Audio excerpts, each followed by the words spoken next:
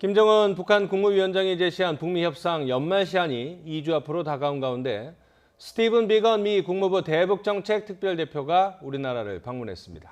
비건 대표는 2박 3일 동안 서울에 머물면서 북한과 접촉하는 방안을 추진할 것으로 예상돼 한반도 평화 외교는 이번 주에 다시 한번 중대 고비를 맞게 됩니다. 왕선택 통일외교 전문기자의 보도입니다.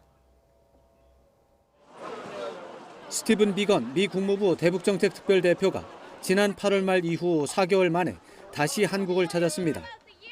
비건 대표 방안은 김정은 북한 국무위원장이 제시한 북미 협상 연말 시한이 2주 정도 남은 시점이어서 더욱 비상한 관심을 모았습니다.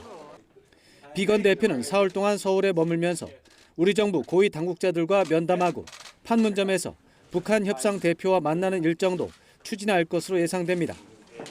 북측과 접촉 가능성이 크지 않다는 전망이 우세하지만 비건 대표가 서울을 떠나는 시간까지 판문점 회동은 주요 관심사가 될 전망입니다.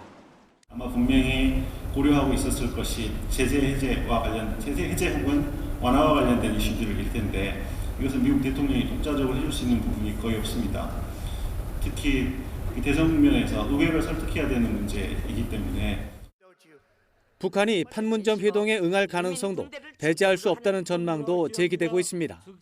이와 관련해 북한 국방과학원이 중대 시험 성공을 발표하면서 시험 내용을 밝히지 않는 등 모호성을 유지하는 것에 관심이 집중되고 있습니다.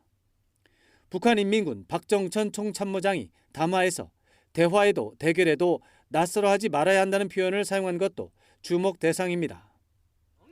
북한이 강경 노선 복귀를 결정했다는 해석을 유도하면서 동시에 미국과의 협상 재개 가능성도 배제하지 않고 있음을 반영하는 것으로 해석할 수 있습니다.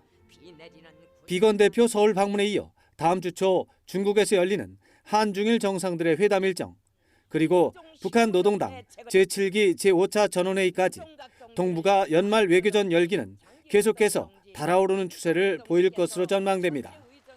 YTN 왕선택입니다.